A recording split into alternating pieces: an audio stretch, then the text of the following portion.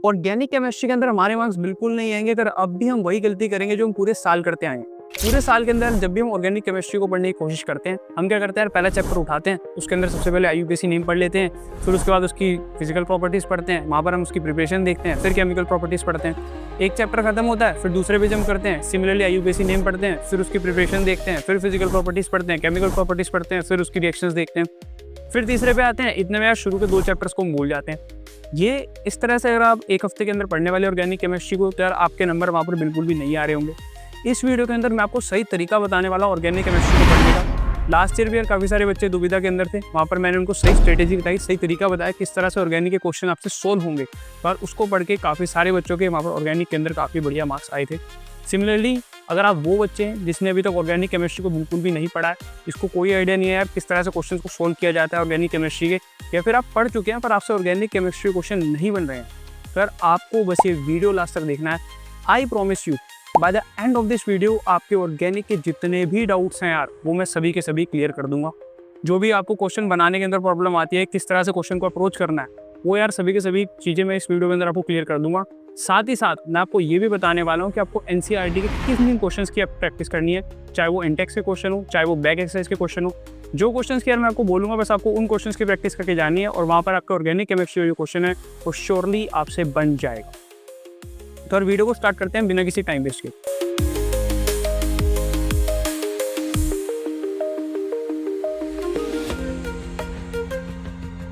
तो देखो, हम पूरे साल क्या करते हैं, हम एक एक चैप्टर करके ऑर्गेनिक केमिस्ट्री को कंप्लीट करने की कोशिश करते हैं। ऐसे में जब फर्स्ट चैप्टर कंप्लीट करते हैं तो दूसरे पे आते तो पहला भूल जाते हैं, तीसरे पे आते तो शुरू के 2 भूल जाते हैं। इस तरह से यार हमारे को नहीं पढ़ना, हमें ऑर्गेनिक केमिस्ट्री को टॉपिक्स के हिसाब से पढ़ना है। टॉपिक्स भी कैसे, जिस तरह से क्वेश्चन हमारे से बोर्ड के अंदर पूछा जाने वाला है। आप अगर लास्ट 8-10 साल के क्वेश्चन पेपर उठाओगे सीबीएसई के, तो आपको समझ आएगी किस तरह से आपसे क्वेश्चन पूछे जाते हैं वहाँ पर। अगर आप क्वेश्चन पेपर के अंदर देखो तो सबसे पहले आपसे जो सवाल पूछा जाएगा वो आपसे आईयूपीएसी का एक आधा क्वेश्चन पूछा जाएगा। फिर आप आगे बढ़ोगे तो आपसे केमिकल टेस्ट का एक आधा क्वेश्चन पूछ लिया जाएगा 2 या 3 नंबर के अंदर। फिर उसके बाद आगे बढ़ेंगे तो मैकेनिज्म का एक सवाल आ जाएगा। फिर उसके बाद आगे बढ़ेंगे तो वहाँ पर हमारे को इंटरकन्वर्जन मिल जाता है, या फिर रीजनिंग के क्वेश्चन मिल जाते हैं, या फिर वर्ड प्रॉब्लम मिल जाती है। तो आप देख रहे हो ये अलग अलग टाइप ऑफ क्वेश्चन है, तो हमें इन टाइप्स ऑफ क्वेश्चंस की प्रैक्टिस करनी है। इन टाइप्स ऑफ क्वेश्चंस की प्रैक्टिस कहाँ से करनी है वो मैं अभी आपको आगे बताने वाला हूँ कि कौन से चैप्टर से आपसे किस तरह का क्वेश्चन पूछा जाएगा। जैसे कि जब हम बात करते हैं अल्कोहल वाले चैप्टर की, तो वहाँ से मोस्ट ऑफ द टाइम आपसे सिर्फ मैकेनिज्म पूछा जाता है। वहीं जब हम बात करते हैं एल्डिहाइड वाले चैप्टर की, तो केमिकल टेस्ट है आपसे वहाँ से पूछे जाते हैं। अमीन्स के अंदर आपको इंटरकन्वर्जन के सवाल दे देता है, या फिर एबीसीडी टाइप क्वेश्चन दे देता है। आईयूपीएसी का जो सवाल होता है वो शुरू के चैप्टर से पूछा जाता है। तो यार ये सारी बातें हम इस वीडियो के अंदर करने वाले हैं। प्लस मैं आपको ये भी बताऊंगा यार हर एक टॉपिक से आपको कौन कौन से क्वेश्चन लगा कर जाने हैं, चाहे वो एनसीईआरटी के बैक एक्सरसाइज के क्वेश्चन हो, चाहे या फिर वो एनसीईआरटी के इंटेक्स एग्जाम्पल हो, या फिर इंटेक्स क्वेश्चन हो।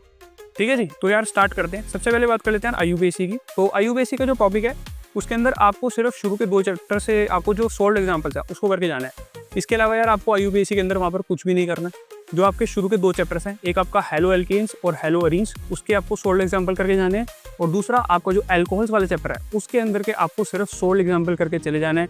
इसके अलावा आपको आईयूपीएसी के अंदर कुछ खास करने की जरूरत नहीं है। बाकी यार जिसको आईयूपीएसी नेम का बिल्कुल भी आइडिया नहीं है, जिसने 11th क्लास का जिसको बिल्कुल भी आइडिया नहीं है, आपको भी टेंशन नहीं लेनी यार। जितने भी आपके आईयूपीएसी नेम जो आपके सोल्ड एग्जाम्पल्स के अंदर हैं, और जितने आपके पीवाईक्यूज के अंदर आए थे, प्लस बेसिक्स किस तरह से आईयूपीएसी नेम को बनाया जाता है, आपके जो 2 degree prefix, 1 degree prefix, word root, किस तरह से आपको आईयूपीएसी नेम बनाना है, वो यार हमने इन नोट्स में आपको दे दिया है। इन नोट्स को पढ़ लोगे तो आपका आराम से आईयूपीएसी समझ भी आ जाएगा, अगर आपको कोई आइडिया नहीं है तब भी, और आपका क्वेश्चन भी वहाँ पर सोल्व हो जाएगा। तो या तो आप इन नोट्स को पढ़ लो, या फिर आप सिर्फ वहाँ पर सोल्व एग्जाम्पल कर लो, अगर आपको आइडिया है कि आईयूपीएसी नेम कैसे बनाया जाता है। अगर कहीं और से पढ़ रहे हो तो भी यार कोई दिक्कत नहीं है। बस एक चीज़ का हमें ध्यान रखना है, केमिस्ट्री के अंदर यार हमारे को एक ही टीचर को पढ़ना है, और उस टीचर के यार हमारे को मल्टीपल रिविजन करने हैं। उस टीचर के जो नोट्स हैं उनके हमें मल्टीपल रिविजन करने हैं। ऐसा नहीं होना चाहिए यार हमने एक बार कहीं और से पढ़ लिए नोट्स, फिर हमने उसी टॉपिक के नोट किसी और टीचर से पढ़ लिए। तो यार एक जब टॉपिक होगा उसके एक ही नोट्स होंगे, और उसके मल्टीपल रिविजन हमारे को करके जाना है। बस इस चीज़ को यार हमें ध्यान रखना है। बच्चा क्या करता है यार, एक ही टॉपिक यार 4-4 जगह से नोट्स पढ़ लेता है, उसके बाद हमें कुछ भी याद होता नहीं है, और फिर हमारे को वहाँ पर क्वेश्चन में कन्फ्यूजन हो जाती है।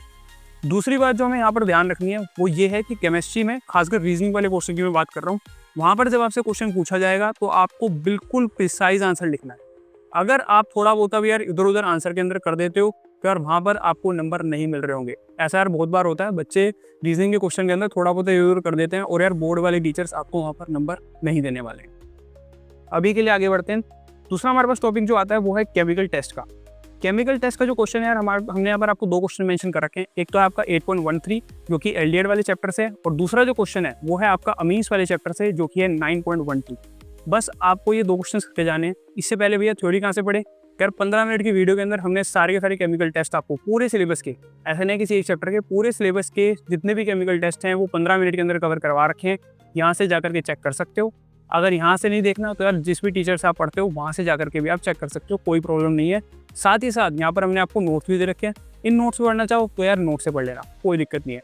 बस आपको पहले यार इनकी 15 से 20 मिनट के अंदर थ्योरी कवर करनी है। आधा घंटा आपको लगेगा टोटल पढ़ने के अंदर, याद करने में। और फिर आपको ये 2 क्वेश्चंस की प्रैक्टिस कर लेनी है। एक क्वेश्चन है आपका एल्डिहाइड वाले चैप्टर से, दूसरा है अमीन्स वाले चैप्टर से। इतना कर लोगे यार मोर देन सफिशिएंट है। यहाँ से आपका केमिकल टेस्ट का जो क्वेश्चन है वो श्योरली बन जाएगा। अगला हमारे पास जो पोर्शन आता है वो होता है ऑप्टिकल आइसोमर्स का। अब ऑप्टिकल आइसोमर्स में मैंने देखा यार बच्चे बहुत ज़्यादा कंफ्यूज रहते हैं, समझ नहीं आ रहा भैया एनेंटियोमर क्या होता है, रेसमिक मिक्सचर क्या होता है, कॉन्फिगरेशन क्या होता है, डीएल। इस सब में बच्चे यार बहुत ज़्यादा कंफ्यूज रहते हैं। तो यार एक तो आप यहाँ से नोट्स से भी पढ़ सकते हो, हमने यहाँ पर आपको नोट्स बना के दे रखे हैं। अगर आपको कोई आइडिया नहीं है, अगर आपने क्लास 12 के अंदर बिल्कुल भी, क्लास 11 के अंदर भी बिल्कुल भी आपने ध्यान नहीं दिया कि क्या होते हैं आइसोमर्स, कोई टेंशन की बात नहीं है, इन नोट्स से पढ़ लो, आपको अच्छे से समझ आ जाएगा। उसके अलावा यार मैं आपको 5-6 डेफिनेशंस बोल रहा हूँ जो इसके अंदर होती है, उनको आप पढ़ लोगे तो आपको वहाँ पर ऑप्टिकल आइसोमर से जो क्वेश्चन बनना है वो बन जाएगा।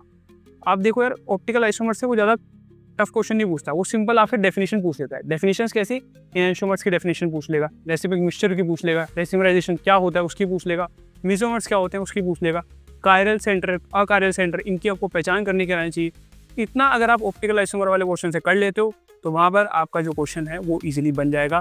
ज़्यादा टफ नहीं पूछता यार बोर्ड। जेईई मेंस होता है जहाँ पर एनसीईआरटी की आपको बहुत ज़्यादा इन डेप्थ स्टडी करनी पड़ती है। बोर्ड के अंदर आपको बहुत ज़्यादा एनसीईआरटी की स्टडी करने की जरूरत नहीं है। अगर आप ऊपर से भी थोड़ी थोड़ी चीज़ें समझ लोगे तो आपका वहाँ पर ईजिली क्वेश्चन बन जाएगा। नेक्स्ट आता है हमारे पास मैकेनिज्म। जैसा कि मैंने आपको पहले भी बताया था, अल्कोहल वाले चैप्टर से हमारे से जनरली मैकेनिज्म पूछा जाता है। सबसे पहले यार 5 मैकेनिज्म है हमारे अल्कोहल वाले चैप्टर के अंदर, जिसमें जो मोस्ट इंपॉर्टेंट 3 है वो भी आपको पहले बताता हूँ। सबसे ज़्यादा इंपॉर्टेंट है यार आपके अल्कोहल की प्रिपरेशन, अल्कीन से जो करी जाती है। उसके बाद दूसरा जो मोस्ट इंपॉर्टेंट है वो इथेनॉल से जब इथीन बनाते हैं, वो बहुत इंपॉर्टेंट है। और लास्ट में हमारे पास जो इथेनॉल से इथोक्सी इथीन का जो प्रिपरेशन है वो आ जाता है, वो बहुत ज़्यादा इंपॉर्टेंट है। ये तीनों के तीनों जो मैकेनिज्म है ये आपको एनसीईआरटी के अंदर मिल जाएंगे। एनसीईआरटी के अंदर बहुत अच्छे से उन्होंने लिखा रखा है, वहाँ से भी पढ़ सकते हो। बाकी यार हमने नोट्स दे दिए, इन नोट्स से भी आप इजीली वहाँ से जाकर के पढ़ सकते हो। यहाँ पर हमने 6 के 6 मैकेनिज्म कवर करे हैं।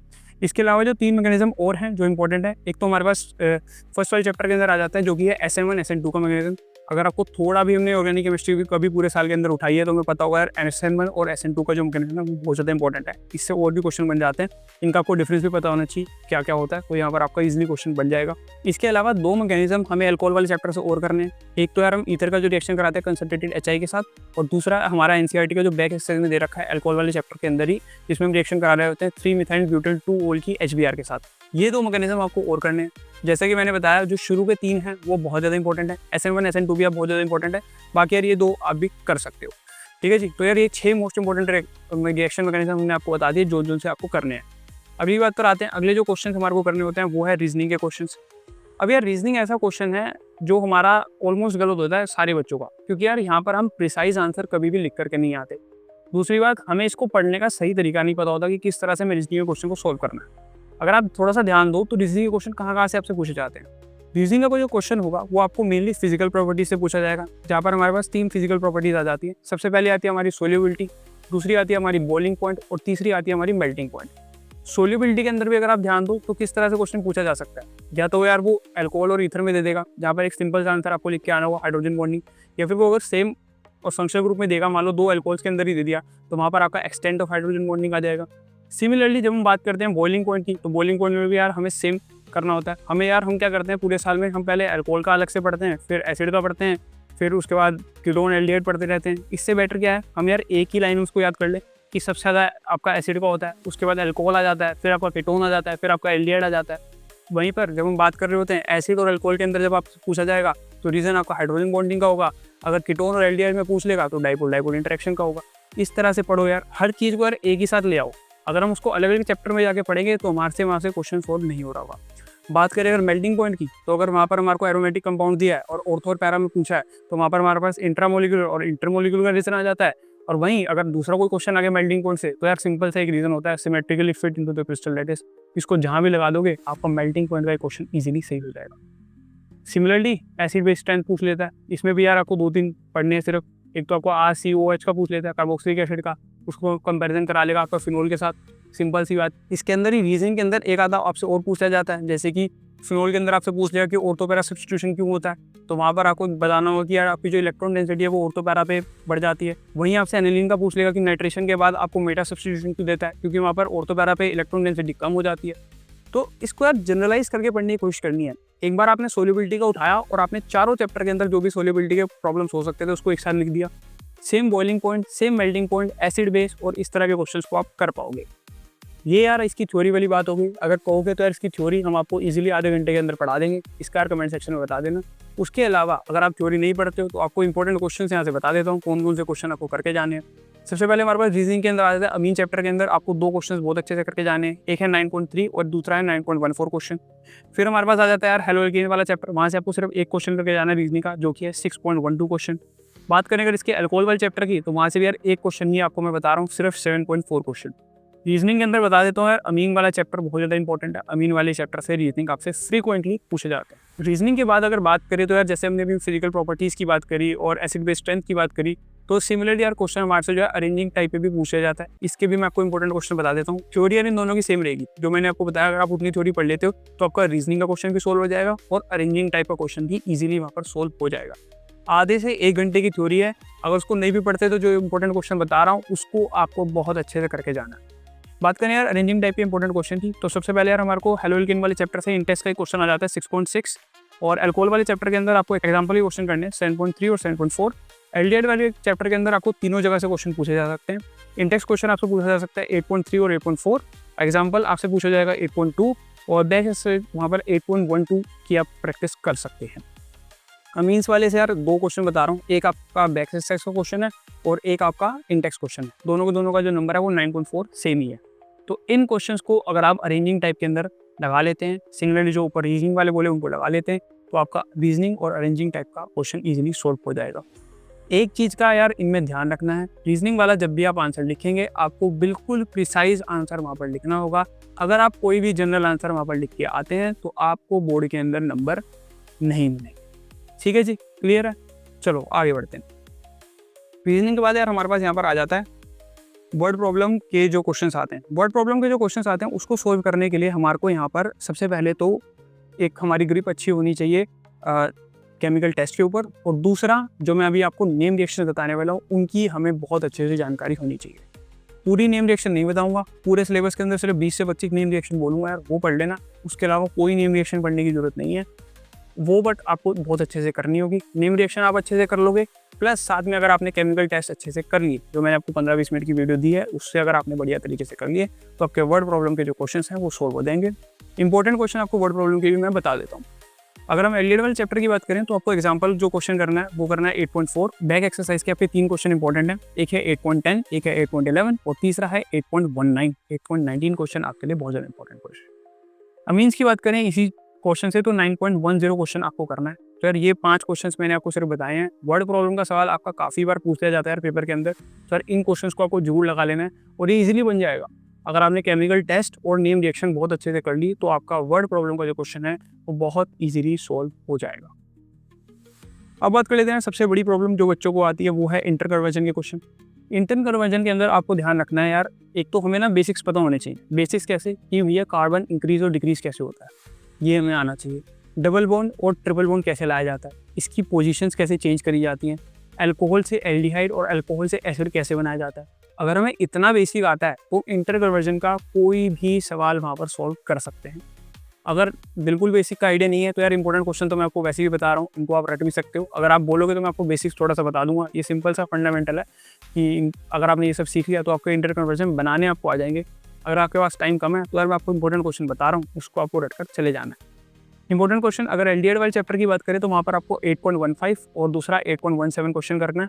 अमीन्स वाले चैप्टर की बात करें तो 9.5, 9.8 और 9.9। जो 9.9 वाला जो क्वेश्चन है ये है आपका ABCD टाइप क्वेश्चन है।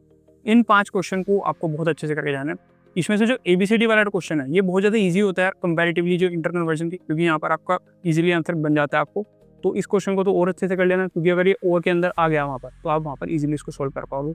इसके अलावा अगर आपके पास टाइम बचता है तो आपको 2 क्वेश्चन और बता रहा हूँ। एक आपका फर्स्ट चैप्टर से 6.19 क्वेश्चन और दूसरा आपका अमीन्स चैप्टर से जो कि है 9.11 क्वेश्चन। इन 2 क्वेश्चंस को आप कर लेंगे तो आपका जो इंटर कन्वर्जन के जितने भी सवाल हैं वो आपकी यहाँ पर इजीली बन जाएंगे। बात कर लेते हैं यार नेम रिएक्शंस की। तो यार नेम रिएक्शंस के अंदर बहुत सारी नेम रिएक्शन आपको नहीं करनी, ये 20-22 नेम रिएक्शन मैंने आपको बता दी है, इनको आपको करके चले जाना है। इसके जो नोट्स हैं वो हमने पूरे के पूरे दे दिए हैं। इन नोट्स से आप जितनी भी नेम रिएक्शंस हैं आप सारी पढ़ लोगे। हैंड रिटन नोट्स हैं, इजीली आपको याद हो जाएंगे। इनको याद कर लेना, आपको वर्ड प्रॉब्लम में भी काम आएंगे, आपको इंटर कन्वर्जन के अंदर भी ये काम आने वाले हैं।